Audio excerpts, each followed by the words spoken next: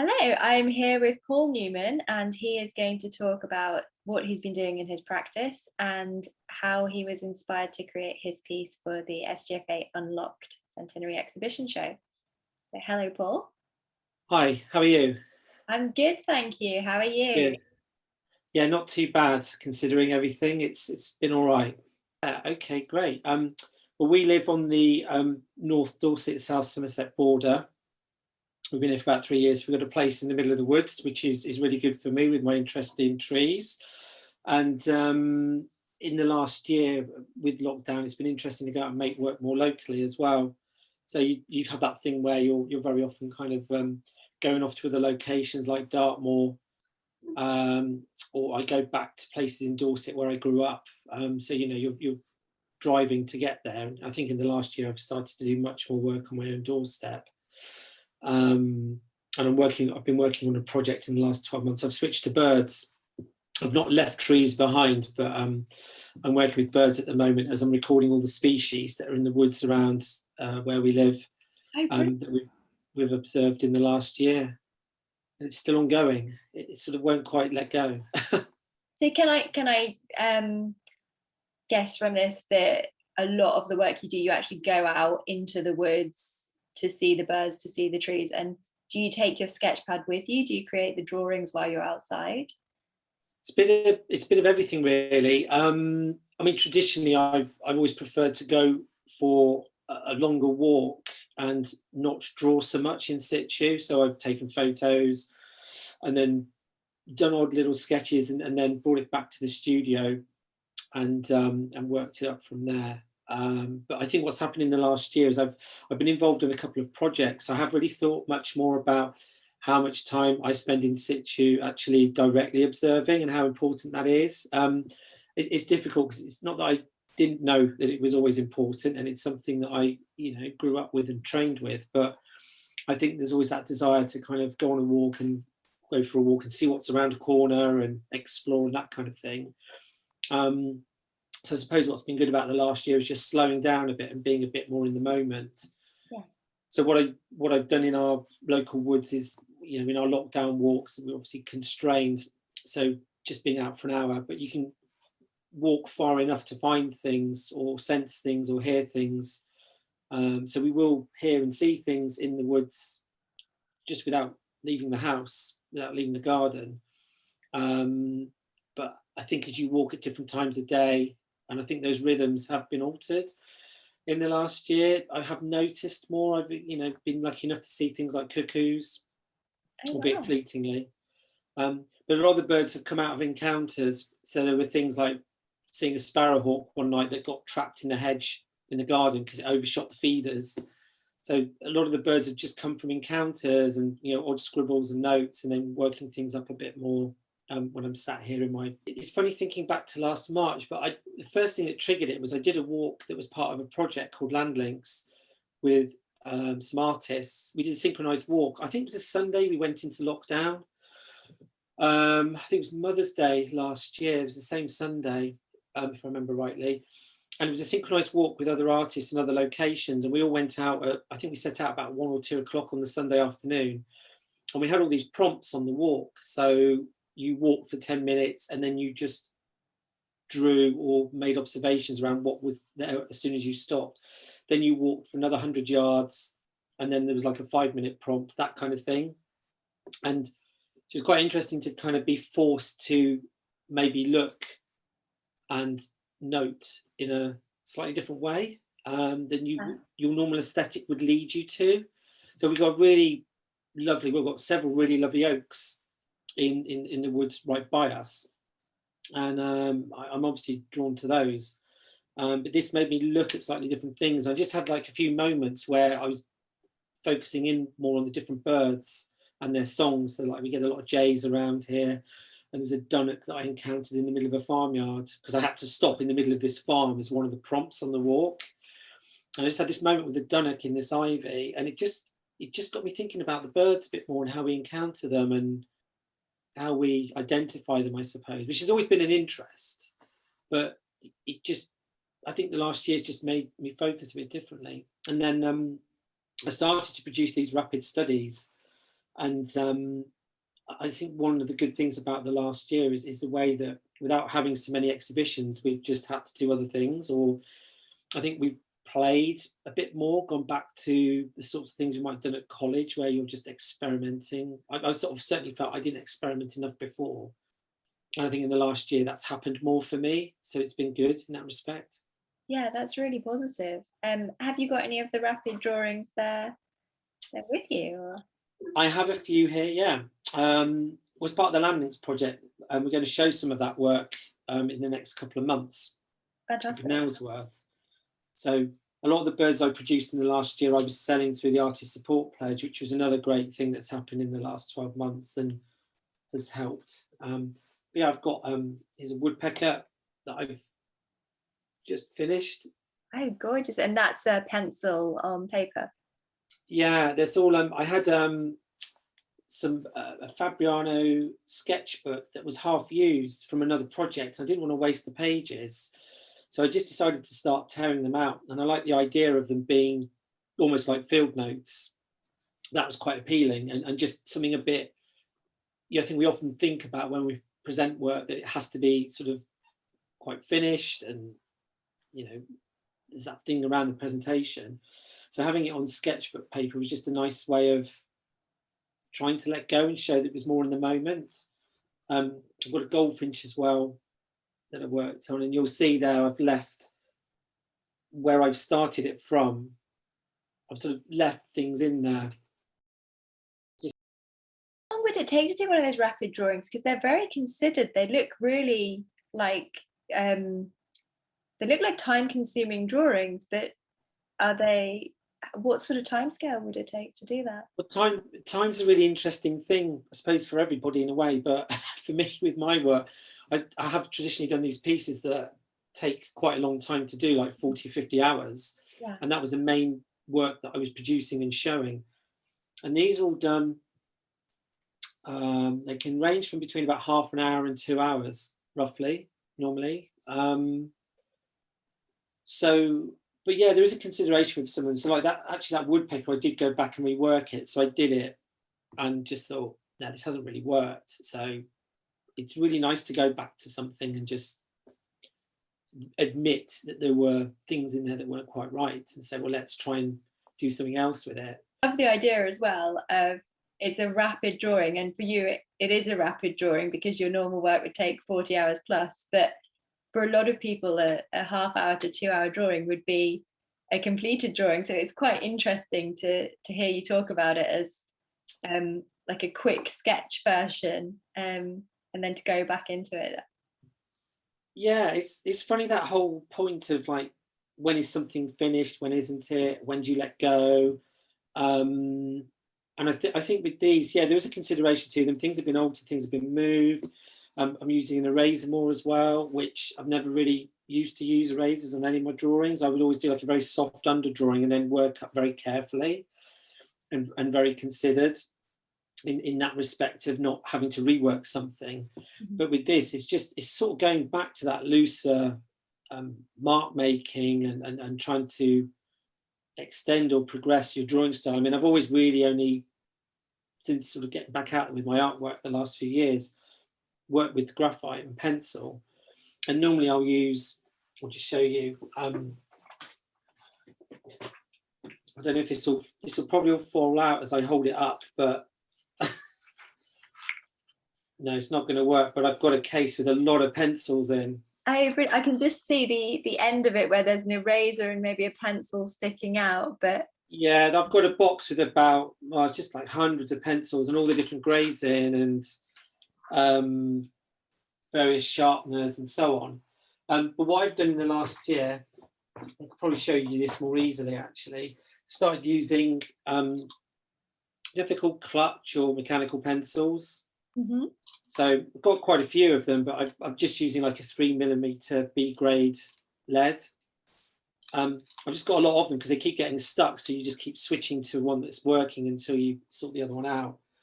But I think that's been part of it as well, is just having that equipment there and just working through very quickly and then seeing where you get to and then trying to let it go without overworking it.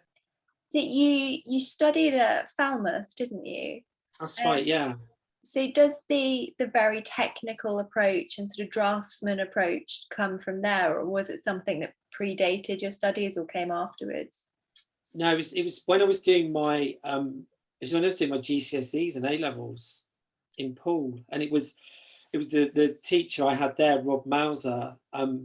He kind of instilled that in us, that kind of real measured approach. Keep revisiting the measurements, ensuring the accuracy, not moving your head, not even, just the only thing that was moving were your eyes. So you had your drawing on an angled board so that you weren't even moving your head up and down. So I think it came from there, but I think it was also something that it suited me. It kind of worked at the time, and I've never really been able to properly let it go. So although when you go to foundation and degree, they try and get you to break out of that and stretch you, it's like I sort of kept snapping back and didn't really want to move away from it. And then I didn't work for many years. And then when I did come back to doing my work, it was just the pencil, really. But I really like that focus, because I always feel there's more to do with it. So you'll do one piece and think, well, I'm going to do something else differently next time, or just a slight alteration between each drawing. And that for me is enough to sort of maintain some kind of progression, because you're really focusing on trying to fine tune things, or just work out what the shift should be between each piece. Yeah, there is a joy to doing it. I think we were talking about this last week on a course I was doing about. I mean, when I say joy, it's a funny thing, because I think when I'm making work, you're thinking a lot about it, and it's not something that I do. It's not like a painless enjoyment. There are sort of questions that you're asking, and there's things that you're not happy with. You have those moments where I think you're sometimes thinking, why am I even doing this? There's all of that stuff, and there's doubt that comes in, and all sorts of things. But ultimately, you work through it, I suppose, and it's really nice to get it to some point where you can present it and get some feedback on it. And then, it's not about getting nice feedback or praise or any of that. It's just a dialogue. It's just putting your work out there and seeing, maybe that it resonates with somebody. It could be that they visited a place, or it evokes a kind of a feeling or a sensation, or even just, I think, through a kind of a I think it's not just about nature, but it's about environment and what's happening to the environment. So I think to have work sort of within that dialogue, and to be able to talk to people about issues around the natural world, that feels really important as well. And it feels it just feels really vital and essential to be able to do that. Your drawing that's in the show is Queen of the Woods. Yeah. Could you tell us a little bit more about how you came to that drawing, what the background was behind it? Yeah. Well, I mean, I've always had a thing traditionally where I've liked working with certain locations. So I've really liked the Isle of Purbeck was a place I grew up near in Poole in Dorset, and Cranbourne Chase is another one in North Dorset. And I've done a lot of walking on Dartmoor as well, and more recently Exmoor. So I have places that I return to, but I'm also interested when you do find a new location and if it works for you or not, because sometimes it doesn't, sometimes it doesn't. So I am somebody who has to kind of really immerse themselves in a place for a little bit of time and see if it works or not. And that tree is actually on the it's on the Innishere, I think that's the right pronunciation, the Innishere Reserve in mid Wales. Mm-hmm. And I just had an afternoon, I had a week where I was up walking around there. I had an afternoon walking around the reserve, and I just encountered this tree, and it was just a kind of a really lovely example of an oak. And I had some time sitting there, so I did do some drawings in the field of that tree. I probably should have had those field notes ready, but I think that sketchbook's in a display and exhibition at the moment. So that's my excuse for not being able to show it. But I sat there for about an hour, and it was really nice because there was a raven that was sat on the top of it for a bit. And because I was sat really still, the raven just kept, cawing away and wouldn't move. So I made a study of it. And then I can't remember what year it was, probably a couple of years ago, I was invited to be part of an exhibition called 50 Bees, where people were making a piece of work in response to a specific bee species that was arranged by a Somerset artist called Lydia Needle. So I had an oak mining bee, so I thought, well, okay, here's my opportunity to just do this oak and present it with this bee. So Lydia's a felt maker, so she made 50 felt bees, which are absolutely exquisite. So you had your bee with, well, that her bee with your tree as part of the exhibition. And I think I've always quite liked working collaboratively as well. It's been really nice to sometimes have not a reason, but like just a bit of a steer or a suggestion for making a piece. So when Lydia invited me to take part in that exhibition, something just clicked and went, I'm going to do that oak tree. It'll be really good for that. And so it went off to showing that, and then I'm now showing it. I'll be taking it up to London. That's brilliant. And have you got any other bits in front of you that you can talk us through and share? Yeah, I've got so I've got some more some larger birds I've been working on. And what I did last year, through another thing that came out through lockdown was kind of great, I think, for people just finding other ways of working, I think, and trying new approaches. So as I think I've said, I sold a lot of birds through the Artist Support Pledge and made a lot of contacts through that, which was great. So it was great for me creatively because I was trying new work and meeting new people. And I was in touch with Lee Turner, who runs Whole Editions in Newcastle. And he runs a print studio and specialises in lithography. So he bought one of my corvids, but then we did an experiment where I did a couple of corvids on tracing paper, sent them up to Newcastle. I think I'll probably get this wrong how I say it, and he'll tell me off, but in a nice way. But I think he photo exposed them onto either plates or stone, and then did a couple of prints of them and then sent them back to me. So I've started to get into this way of working and thinking about how the drawings could be reproduced through print, which is quite exciting for me. So having said I normally only work in graphite, I'm now starting to be pulled away from that, or along. So I've got this is a very loose raven, I think it was, that I've worked on. And that's where I've just been working more with the end of the pencil. So rather than trying to, the other end of the pencil, so rather than trying to hold the nib and be very, very controlled. Oh, what with the wide end of the pencil?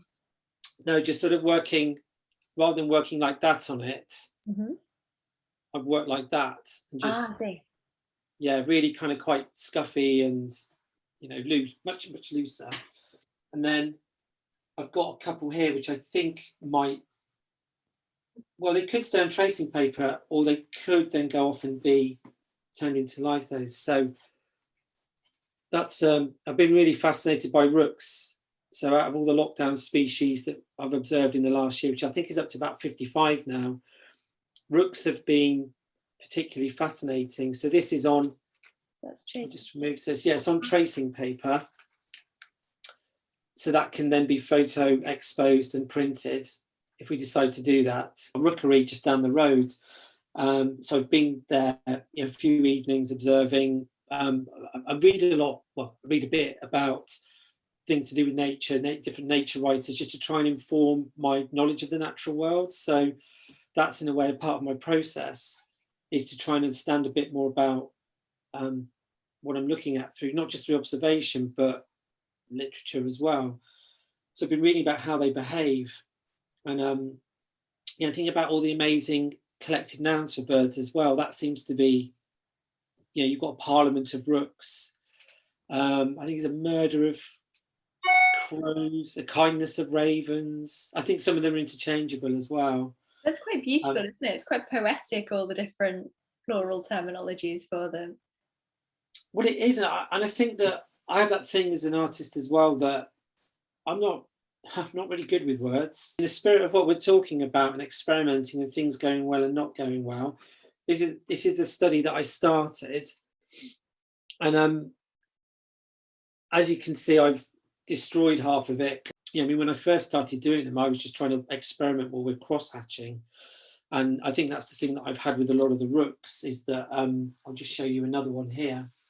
Actually, I'll show you the other one that might be a litho. It's just that kind of, you know, leaving bits and using cross-hatching in some areas, just showing some of the marks a bit more as well. I think you see a lot of the build up with that, don't you? You can see almost, it's like looking at a thought process when you see all these bits where some have been put on and some have been left blank. Yeah, I think Artist Support Pledge was really good for that, because when you take the financial pressure off and it's just reasonably priced work that you can do quickly, people were starting to work in totally different ways, because they were creating not necessarily smaller, but probably more spontaneous work for the pledge. Yeah, I mean, I nearly didn't do it. It was really funny how it started. I wasn't going to do it. I just didn't think it would be right.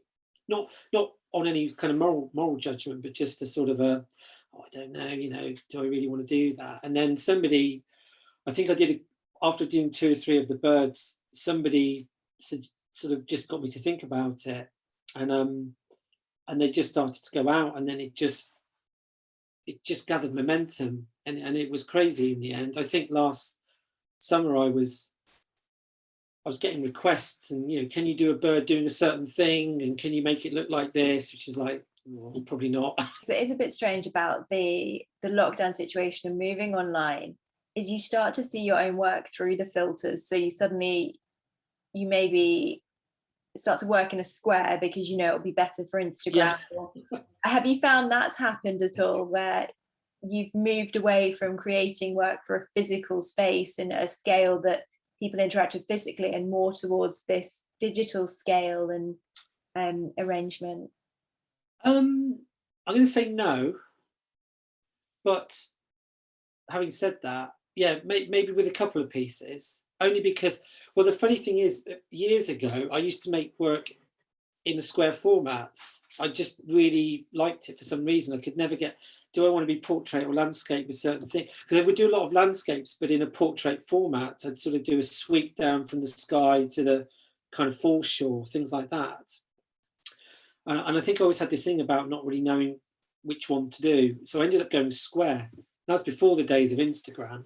So I think Instagram's chosen to be square smart, because it is quite an appealing format, isn't it? But you do feel a bit like now they've taken it and you can't reclaim the square outside of Instagram in a way. Well, it's funny you mention that, because I'll just show you this piece here. I've got some work that I've been making up about a few years ago. I had a week on Dartmoor where I did a lot of walking in the snow, which was just a sort of happy coincidence that I had a week of incredible weather to go and work out in. So I did something I've worked at recently. This is a view of one of the tours that I went and visited early one morning. And, when it was snowing? When it was snowing, yeah. I went out on the moor each day, and I kind of walked for about 10 miles each day, which was a bit stupid, but there we go. You have to be very fit doing that. So even without doing the drawings, I admire walking 10 miles in the snow, but drawing as well is next level. Yeah, I don't know if I was fit. I just was very tired at the end of each day. But no, it was a great experience to be out there in that weather. And that piece there is, funny, I've been looking at film format ratios. I think it's like 16:9, something like that, for films. And so that piece I did post on, I think I did put it on Instagram a couple of weeks ago. It's a work in progress. I was when I put it on Twitter, that's right, and I cut it in 2 just to try and show it a bit differently. And so, yeah, you do sort of have a piece and then think, how am I going to best show this on social media? But I wouldn't say it's kind of directly had an effect on how I make the work. And in terms of what you've got coming up, so you've got quite a lot of shows on, and are you going to carry on working on the birds, and is that the new theme to be following over the next 12 months, do you think? Well, with the rooks that I showed you earlier, that I'm working up as a mixture of drawing and lithos, and the aim I've got for that is to show somewhere got something which is an ongoing project, which I'm hoping to sort of bring to fruition. But some of that's been knocked sideways by COVID because I was doing a site visit for some of it. But I hope to show the rooks and do a wall of rooks as part of a display. And then, yeah, there's several exhibitions. The birds are going to show at this Landlinks Groundworks exhibition in Nailsworth in a couple of months. And I'm going to do a text piece to go with them as well. So it's going to be a list of all the birds and then just like a sentence with each bird that reveals something about the moment in which they were observed. And hopefully between the words reveal something about I'm looking out the window now where we live, but the kind of the mile radius of where we live and the environment here and what we've experienced in lockdown. So there might be a bit more text coming in with the birds. And then I've also got, I'll just show you a couple of other things. I've gone back to working on some more trees, and I've worked up some looser trees as well. So I'll just show you, there's an oak here. So that's sort of like a 3 or 4 hour piece. That's just outside the window.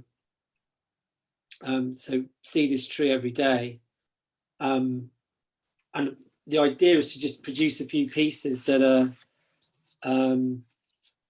produce more pieces, but smaller, swifter pieces that can maybe show as a series. So that's a really old birch that's, there's an old sort of World War II camp at the top of the hill on the park.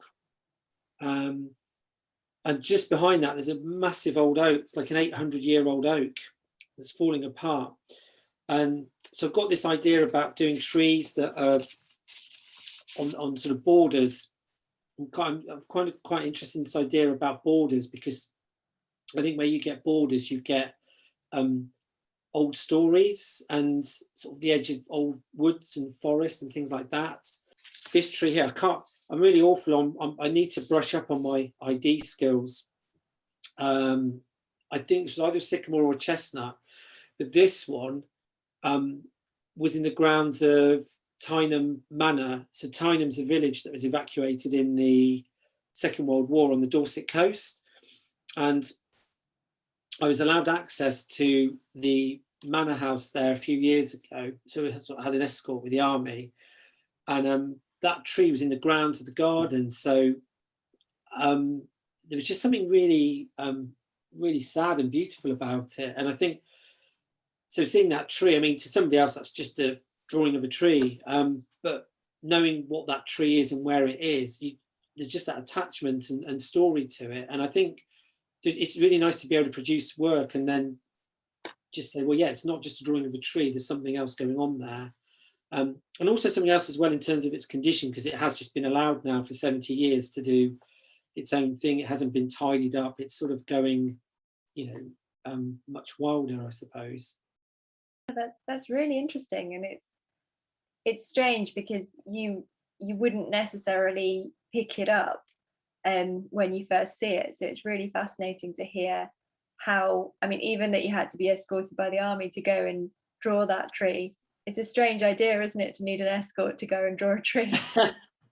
Well, I've always, times on the Isle of Purbeck, and I absolutely adore the Isle of Purbeck, because I grew up near there, and I know Paul Nash lived in Swanage, I think, for a few years, and he was really intrigued by the area. I think in terms of the geology and the biology and the human history, it's a very kind of rich and strange and diverse area, which is very appealing to artists. And Tyneham's got this very kind of sad story, which I've become really interested in, but I'm interested in it in terms of not just the sort of the sentimentality of it, but just also what's actually happened there. And the army now, it's a tank training area, so the army is still on the land. And actually, when I went to go and see it, they wanted to know why I wanted to go and see it. And I think they wanted to be reassured that I wasn't going to kind of be anti-army or whatever in terms of how I was telling the story of it. But I said, no, I'm just really fascinated by its story. And I just want to go and see the house and how it's changed. And there's not very much there around the house, and the gardens are just falling into disrepair and overgrown. So it's a really really unique and interesting place, and it felt really special to be allowed to go and see it. So I'm really grateful that I had the opportunity to do that. Yeah, so thank you so much for walking us through all of that. It's just been really, really interesting talking to you about it all, and just finding out all this background to this absolutely beautiful drawing of a tree, that there's so much else going on around it. It's just been really, really interesting. So thank you very much, Paul. Thanks. Well, thanks. It's been nice to share it.